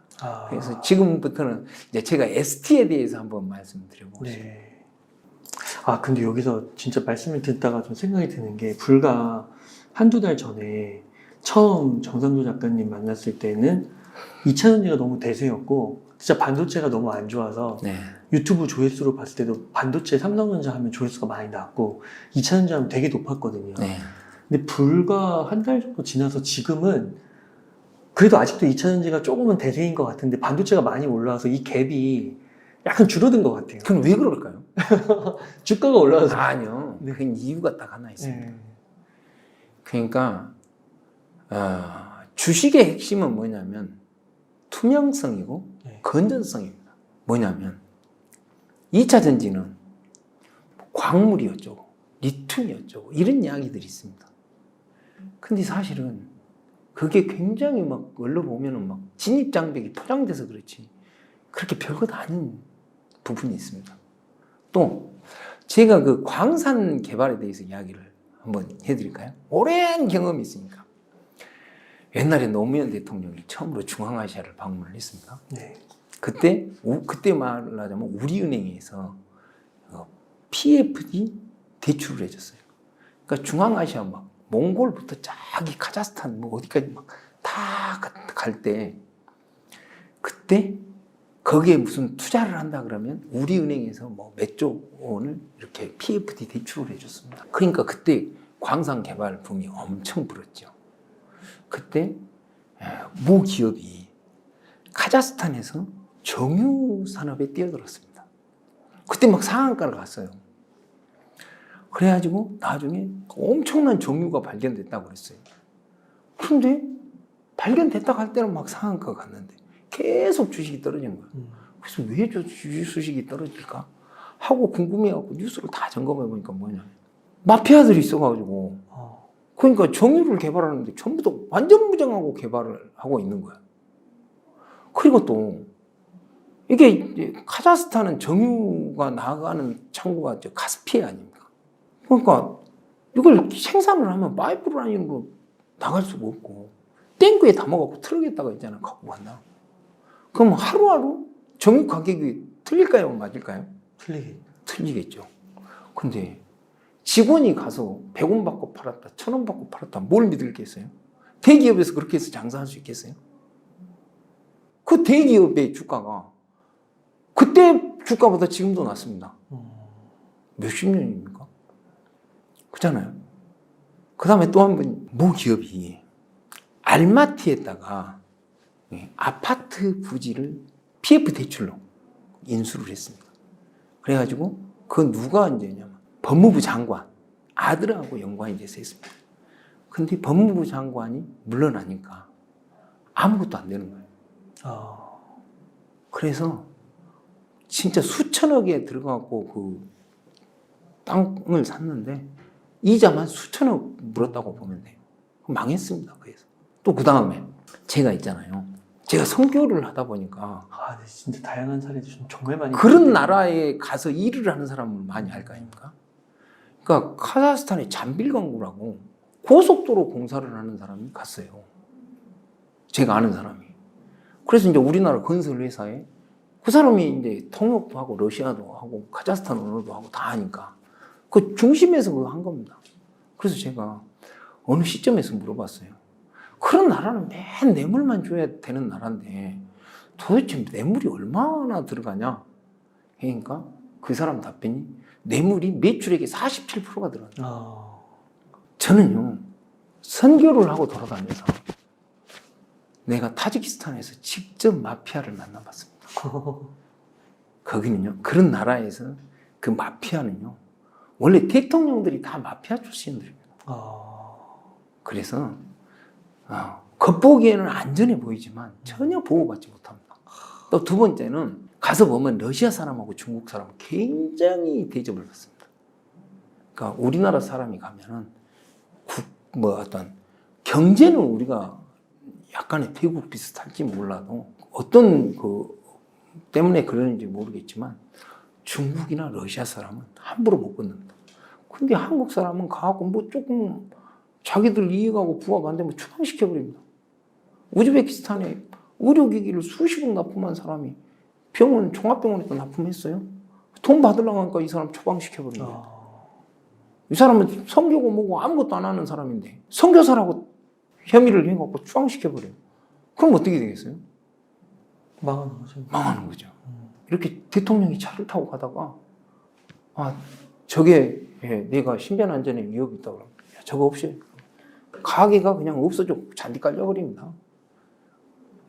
근데 그런 얼마나 불투명성이 2차전지 이 부분들에서 막 회자가 되다 보니까 뭐랄까? 그러니까 뭐 다는 아니지만 많은 부분에서 사실은 신뢰가 상실이 되고 있고 또 두 번째는 뭐냐면 우리가 태양광에서 한번 봐보시죠. 중국에 태양광 패널을 엄청나게 깔았을 거 아닙니까? 그럼 그 폐기물을 어떻게 했을까요? 폐기물 처리를 정상적으로 처리 안 하고 고비 사막에다 갖다 다 묻었습니다. 그러니까 이게 토양 오염을 엄청 시켜버리니까 이제 이놈을 갖다가 아프리카에 갔다가 막 다 갖다 세례. 그러면 2차 전지가 막 나온다가 폐기. 그때 정말 리튬 가격이 천정부지로 가격이 비싸고 막 하면 모르지만 리튬, 말이 좋아 리튬이지. 리튬이 뭡니까? 소금 호수에서 나오는 거 아닙니까? 저 중앙아시아 여행 한번 해보십시오. 산에 가면 조개 껍데기가 얼마나 많은지. 리튬은 발굴하자고 보면 엄청 많은 광물입니다. 그럼 리튬 그리고 또 다른 방식으로도 많이 하지 않습니까? 좀 나트륨 이온 전지도 나오지 않습니까? 그러면 지금은 뭐 굉장히 고부가 가치인데 나중에 만약 광물 가격이 올라 있으면 모르는데 떨어져 있으면 그거 아무리 그 재활용하더라도 영업이익이 맞춰질 수 없는 시대도 한번 생각을 해봐야 됩니다. 네. 그래갖고 우리나라 뭐 대기업 뭐 하듯이 뭡니까 이렇게 막 사슬 구조로 가 있는 이게 막 엄청 좋다 말. 거꾸로 그것 때문에 문제가 엄청 발생할 수 있는 거죠. 자, ST는 있잖아요. 네. 에피소드를 한번 이야기해 드릴게요. 네. 어느 날 저한테 무슨 카톡이 왔어요. 네.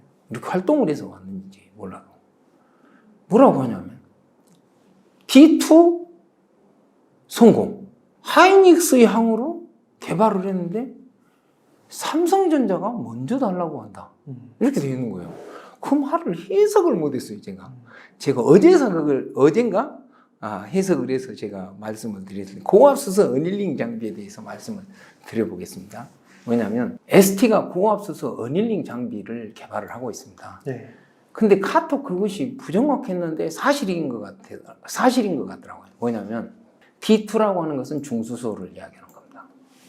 그리고 이제 고압수소 어닐링 장비를 주로 하는 데가 뭐냐면 HPSP입니다. 네. 그러니까 HPSP를 딱 들어가면은 뭐라고 쓰셨냐면 고압수소 어닐링은 250에서 450도에서 하고 600도에서 1100도가 되면은 이건 16 나노 이하 공정에도 적용이 불가능하다. 이하 공정은 왜 그러냐면 이게 이제 그 금속 배선에 변형이 와서 그런다. 이렇게 써져 있습니다. 네. 그러니까 이 부분에 대해서 엄청나게 저도 고민을 했거든요. 아니 도대체 HPSP는 200에서 400도, 450도에서 어닐링을 하고 ST는 800에서 900도에서 어닐링을 하고 또 HPSP는 25기압에서 어닐링을 하는데 ST는 30기압 이상이라는 거예요. 그러니까 이 논리에 대해서 도대체 왜 이럴까를 몰랐는데 무슨 이야기냐면 그러니까 먼저 그 고압수소 어닐링 장비가 필요했던 것은 파운드리 쪽이었어요. 파운드리 쪽에서 어떤 분야의 고압수소 어닐링이냐 하면 금속 배선 공정에서 얼른 말하면 고압수소 어닐링을 하는 거예요. 근데 여기는 400도 이상이 되면 금속 배선에 변형이 생겨요. 그래가지고 400도 이하에서 어닐링을 해야 돼요. 네. 그래서 그 부분에 대해서 HPSP가 독점을 하고 있어요. 세계 시장을. 근데 먼저 3년 전에 하이닉스에서 고압수소 어닐링 장비를 ST에다가 요청을 했어요. 근데 이것은 분야가 틀려요. 뭐냐면 여기에서 요청한 분야는 산하 공정에 그러니까 아까 파운드리라고 했죠. 그러니까 랜드프레시 쪽에 그 고압수소 어닐링은 산하 공정에 있어요. 산하 공정은 800에서 900도에서 어닐링을 하고 기압이 30기압 이상이 돼야 돼요. 그 무슨 이제 엄청 어려울 것 같은데요. 그러니까 이제 ST는 자기들 기술이 더 어렵다고 하죠. 그래갖고 이제 지금 현재 그 SK 하이닉스 그러니까 여러분들이 뭐냐면 맨 처음에 데모 장비를 만들고요. 그 다음에 장비 성능을 평가를 하고 그 다음에 실질적인 장비를 생산 시설에서 쓰는 장비를 만들어서 그러니까 고객사로부터 웨이퍼를 갖다가 테스트라는 게 웨이퍼 테스트예요. 네. 그 다음에 이제 마지막으로 파이널 테스트를 하고 이제 이 양산 장비를 갖다 납품을 하는 겁니다. 그런데 지금은 이제 어떤 상황이냐면 그러니까 하이닉스는 이미 파이널 테스트가 진행 중이고, 그러니까 다 통과됐다는 거죠. ST 장비가. 그리고 파이널 테스트가 이렇게 진행 중이고, 그 파이널 테스트가 약 6월 정도에 끝난다고 하는데, 그것은 이제 일정에 대해서는 앞으로 이제 뭐 제가 이렇게 뭐 확인할 수는 없는 거 아닙니까? 그래서 실질적인 장비가 하이닉스에 들어간 것은 2023년도 하반기에 셋업이 될 것이라고 하고 있습니다. 그리고 삼성전자는 지금 현재 어떻게 진행이 되고 있냐면, 삼성전자도 랜드프레시 분야잖아요. 그러니까 이게 이제 랜드프레시 분야에 800도, 900도. 왜 이게 이제 800도, 900도가 되냐면, 원래 ST가 있지 않습니까? 원래 그 반도체 장비나 디스플레이 장비에서 엄청 고온의 장비를 만드는 회사였어요. 오클레이브 뭐 장비니 뭐 이런 여러 장비들이 다 그런 것이었거든요. 그래서 800도, 900도에서 할 수 있는 회사가 ST라고 하는 부분이 이제 선택된 거죠. 그 다음에 그 아까 이야기한 오클레이브 장비니 가압 장비니 뭐 이런 거에서 여기는 압력을 100기압까지 올려본 기업이에요. ST가. 그러니까 이제 수소 부분에서 이제 뭐 지금 현재 그 어닐링을 약 40기압에서 한다더라고요. 이 회사에서. 그런데 이렇게 이제 수소는 더 위험할 거 아닙니까? 네. 그러니까 근본적으로 원천 기술을 갖고 있었던 거예요. 그래가지고 그 압력 챔버라고 하는 것을 여기서는 자체적으로 생산을 해보니까 다른 데보다 엄청나게 그 처리 속도가 빠르다는 거예요. 그러니까 공합수소 어닐링 장비의 굉장히 큰 단점이 뭐 6시간에 한 75개 정도 처리를 하는데, 그래서 이제 삼성하고 하이닉스 쪽에서 굉장히 빨리 처리하고 고공 고압에 할 수 있는 기업을 고르다 보니까 ST를 골랐는데, 뭐 여기에서 예상하는 것은 3시간에 100개 처리, 그리고 앞으로는 120개까지 처리할 수 있는 그런 것을 예상을 하고 있습니다. 그래서 이제 뭐냐면 ST하고 HPSP하고는 근본적으로 고압수소 어닐링을 하는 분야가 틀리다는 거죠. 그런 부분이 있고요. 그리고 이제 특허 부분에 있어서는 아까 이야기한 대로 이 회사가 다 이제 특허는 뭐 제가 이제 특허청에 가갖고 보니까 아직 공개는 안 돼 있더라고요. 그런데 여기 보면은 이미 다 특허는 나 있다 이렇게 돼 있는데, 그건 제가 사실 확인을 못했습니다.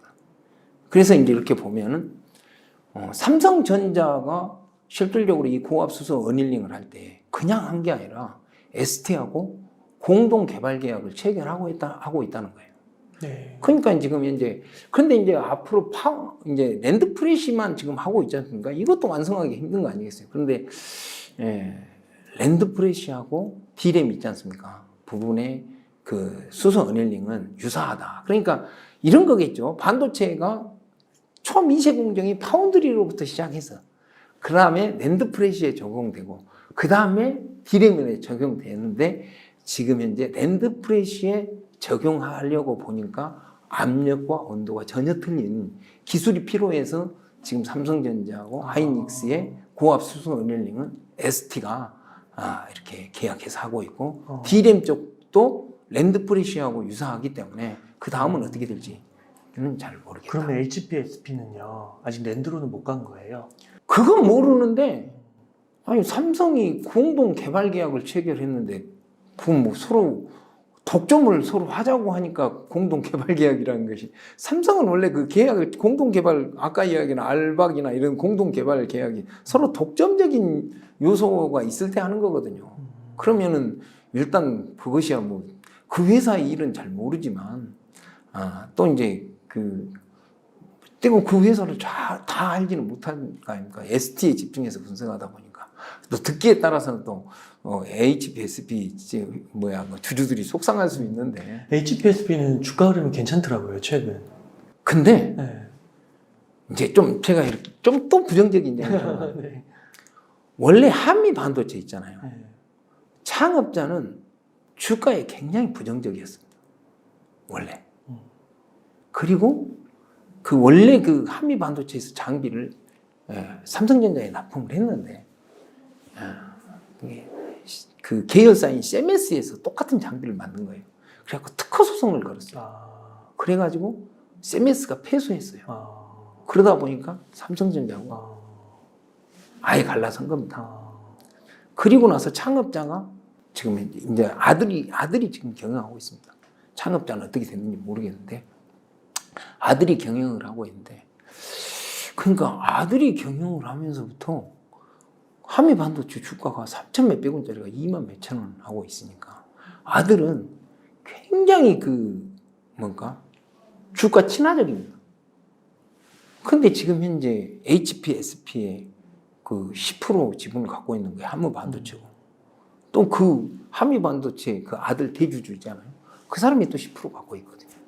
그러니까 한미 반도체하고 HPSP는 그 가치를 떠나서 주가를 너무 버블이 될 요소가 없지 않아 있습니다. 그 기업의 가치를 떠나서 저는 개인적으로 버블이라고 보고 있습니다. 네.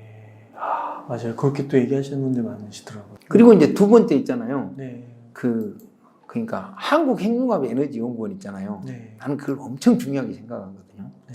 왜 그러냐면 아까 이야기한 듯이 레이저로 웨이퍼를 자르면 열 손상으로 이제 자를 수 없는 시대가 돼가고 있습니다. 그러면 플라즈마로 잘라야 될 거 아닙니까? 플라즈마로 자르는데 플라즈마도 이게 오지간한 플라즈마 기술로는 안 되고, 그런데 이제 어찌됐든 한국핵융합에너지가 어찌됐든 세계 1등 플라즈마를 한 거 아닙니까? 근데 거기로부터 2016년부터 2020년까지 국책과제로 이렇게 개발을 할 때는 뉴스가 하나도 없었습니다. 근데 그 과정에서 2020년도 딱 뉴스가 하나 있어요. 그걸 읽어드리자면, 차세대 지능형 반도체 기술 개발 사업 중에 원자 증착 ALD 장비 개발에 해당한다. 국책과제를 땄는데 2023년 12월까지 4년간 진행하면 총 사업비는 70억이다. 그래서 뭐냐면 아까 지금 ASML의 모기업이 ASM인데 PEALD 연구 개발을 위해서 한국에다 1,300억을 투자를 하고 그것을 앞으로 한국에서 생산한다고 해서 이 앞에 발표를 했거든요. 그 PEALD를 ST는 2000년부터 2005년까지 가면 데모 장비가 나온다는 겁니다. 이 부분이 엄청 사실은 사람들이 몰라서 그렇지, 저는 굉장히 대단하게 보고 있습니다. 아까 이야기한 그 많은 플라즈마 회사가 있는데 네. 왜 그 8.6세대 증착 장비에 들어가는 그 초고진공 플라즈마 챔버를 국책과제를 ST가 할까요? 그런 것이고, 그래가지고 그때 뭐라고 나와 있냐면 고속 고품질 마크리스 플라즈마 반도체 웨이퍼 다이싱 가공 장비는 2022년 12월까지 3년 진행하며 총 사업비 38억으로 한다, 이렇게 나와 있는데 이 앞에 제가 말씀드렸죠. 특허나 있는 비접촉식 레이저 플라즈마 절단 장비라고 해서 특허가 나 있는 그 장비가 이겁니다. 그게 이제 그렇게 되고, 지금 현재 아까 이야기한 PEALD 그 부분은 지금 현재 국책과제가 진행되고 있는 거죠. 그러니까 앞으로의 반도체 장비는 플라즈마에 의해서 이 나노 경쟁의 핵심은 거기로 됩니다. 그러니까 다른 기업이 어떤 플라즈마를 확보하고 있는지는 잘 모르겠지만 어찌됐든 2016년이면 그때는 아무도 이 플라즈마가 이토록 반도체 분야에서 중요해질까를 아무도 모를 때부터 했지 않습니까? 그러면 이제 저 개인적으로 봤을 때는 이것은 누군가가 공동 개발 계약을 체결했고 또 비밀 협약을 체결해서 하기 때문에 아예 뉴스가 없지 않는가. 그렇지만은 우리나라 그 반도체, 그러니까 이 PEALD는 거의 ALD나 PEALD는 거의 우리나라가 거의 이 시장이랍니다. 그러니까 사이닉스하고 삼성전자가 최고 많이 쓴다는 거죠. 그러니까 그때부터 이 한국핵융합에너지연구원이라고는 아주 어마어마한 이 플라즈마 기술이 ST로 전수되고 되고 있고 그걸로 장비를 개발하고 있는데 아무도 그 장비에 대해서 뉴스도 없고 없었다는 거죠. 근데 그 부분에 있어서 앞으로 반도체 핵심 장비가 될 것인데 그 영역이 어떻게 되는지는 아예 이게 다 비밀이에요. 그리고 기업에다가 이걸 물어볼 수 있는 대상도 없습니다. 그래서 이런 부분에 있어서 아까 이야기한 있지 않습니까? 이런 장비들이 다 실패했다고 한번 생각해 보세요. ALD 장비도 실패하고, 뭣도 실패하고, 고압 수소 어닐링 장비도 실패했다고 해봐요. 근데 시가총액 2천억짜리 이하가 이런 기술을 갖고 있는 기업이 있을까요? 한미 반도체라고 해서 그 한국핵융합에너지연구원에다가 플라즈마 기술 주라고 하면 줄까요? 이 기술을 가지고 그것도 지금 현재 국책과제로 수소 있잖아요. 수소까지 딴 것을 보면은 제가 계산해 보니까 300 몇십억 정도가 나오더라고요. 국책과제로요 3억 따기도 어려운 것이 국책과제입니다. 그러면 300 몇십억이면은 시가총액 기본적으로 3천 몇백억 가야 되는 거 아니에요? 왜냐하면 다 내 돈 들여서 개발해야 되는데 정부가 준 돈으로 다 개발하고 장비를 다 만드니까 그렇지 않겠습니까? 물론 내 돈 들어가는 것도 있겠죠. EST 건물도 좋다고 그러셨죠. 공장. 그렇죠. 공장을 가서 보니까 이제 근데 그것도 좀 헷갈려요. 왜냐하면 거기 이제 공장을 가서 보고 사업까지 같이 있는데 7층으로 굉장히 15,000평이가 지어졌어요. 근데 아마 그렇게 빼곡하게 지어진 것은 파워 테크닉스를 투자한다 그래갖고 부지를 같이 있는데 그것 때문에 그런 용적률이 나온 것 같아요. 그리고 이제 제가 이제 주식 담당자한테 전화를 했을 때 들어보니까 어떤 땅도 있고 또 그 옛날에 구 사옥이 있다고 그랬거든요. 구 사옥을 가봤어요. 그때 구 사옥도 진짜 멋지더라고요.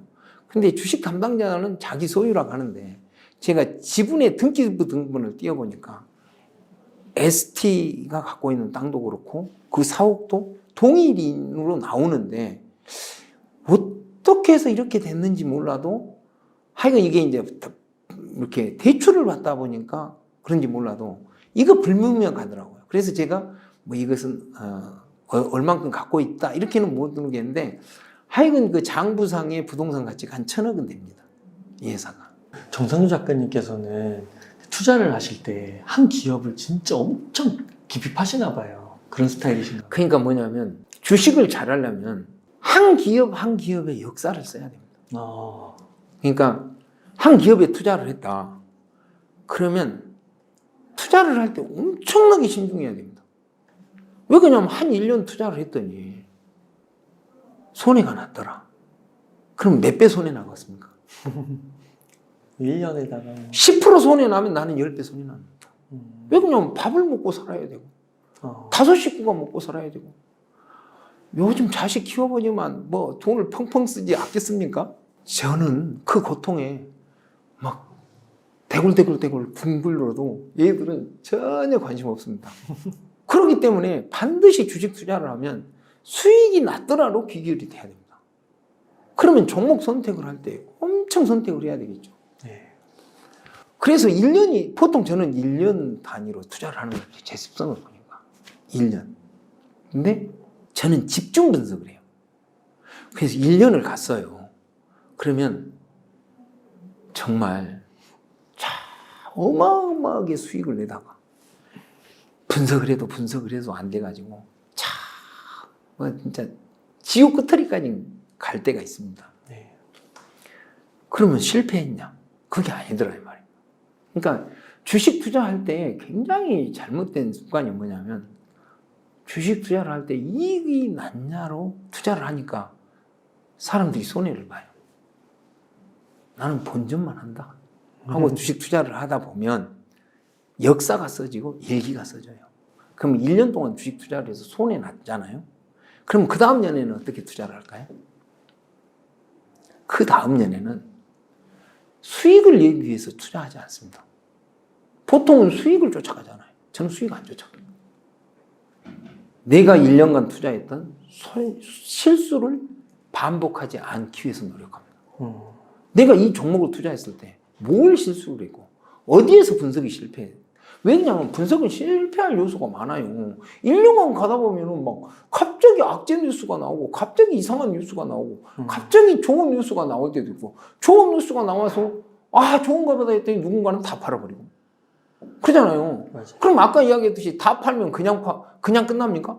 누군가 다 팔면요 반드시 신용 반대매매 나갈 때까지 때려버려요. 그럼 그 고통을 견뎌야 되잖아요. 그 파동을 한 파동을 놓치면 그 다음 파동을 견뎌야 돼요. 그러면 그 고통을 이렇게 견디면서 가다 보면은 어떻게 하냐면 그 역사를 써가는 과정에서 수익을 내려고 투자를 하는 게 아니라 실수를 반복하지 않으면 대단한 수익이 나더라고요. 실수를 반복하지 않으면. 그러니까 투자 원칙이 분명히 있는 거죠.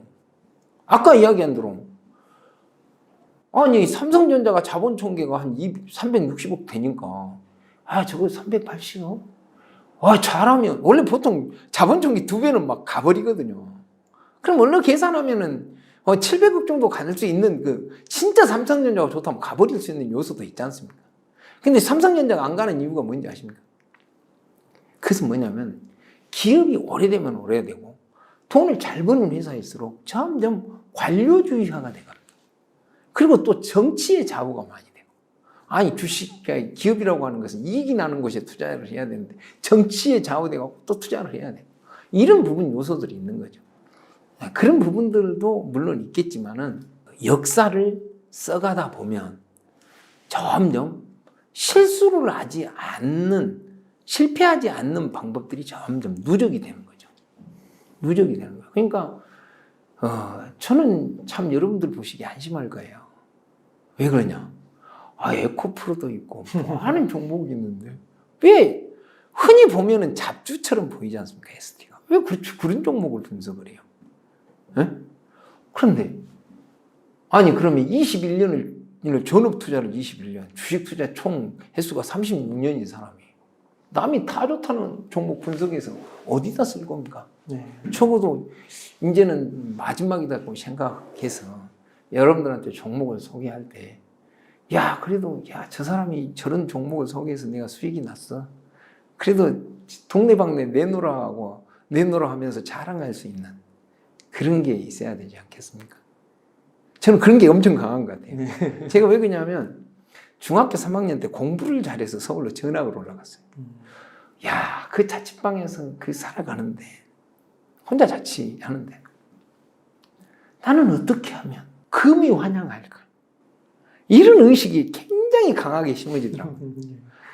그래서 정말 인생을 금이 환영하기 위해서 정말 노력을 했던 것 같아요.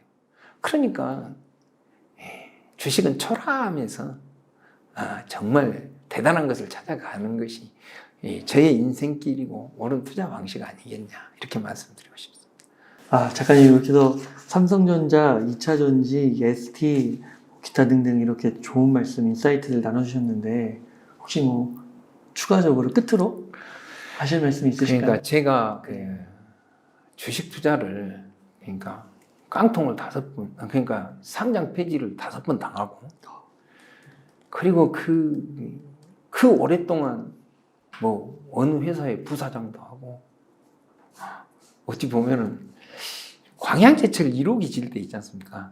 거기 한 분야 현장 소장을 한 사람이 접니다. 한 분야, 조그마한 분야. 그러면 어느 분야를 가든지 굉장히 유능했는데 주식 투자를 통해서 하도 그 상장 폐지를 당하다 보니까 네.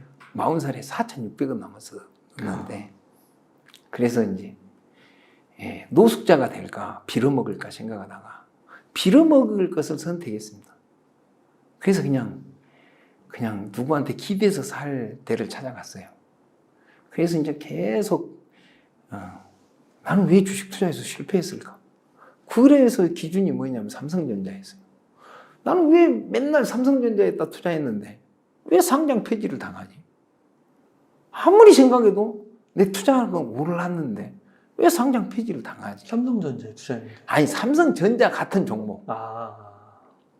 나는 삼성전자 같은 종목이라고 투자를 했는데 왜 상장 폐지를 당하지? 그래서 주식 투자에서는 결국 시가총액은 자본 총계에 수렴하는 습성이 있어요. 2차전지 투자하시고 또 다른 종목에 투자하시는 분들도 어떤 주식은 자본 총계가 2천억인데 시가총액은 1,000억인 회사도 있고 자본 총계가 200억인데 시가총액 2천억인 회사도 있지만 그래도 자본 총계에 수렴하는 근데 이제 자본 총계가 2천억인데 시가총액이 1천억 이내에서는 대부분 다 성장성이 없을 거 아닙니까?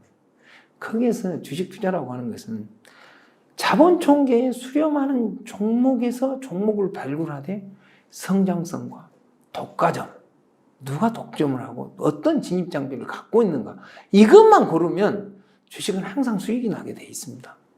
그래서 여러분들이 뜬구름 쫓아서 뭐 3년 뒤에 이 주식이 이렇게 될 거 있어. 아니 내일도 모르겠는데 3년 뒤로 어떻게 합니까? 사람은 하루만 사는 거예요. 하루를 열심히 살고 하루만 생각해야지 3년 뒤를 생각하면 이게 사람은 근심이 증폭돼서 불안이 되고 불안이 증폭되면 공포가 되고 사람 말로 죽습니다. 3년을 어떻게 생각합니까? 그냥 하루만 잘 살아야지.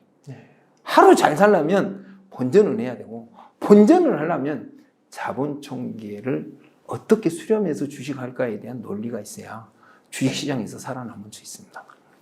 네, 감사합니다. 그러면 오늘 인터뷰 한 이 정도에서 마무리하도록 하겠습니다.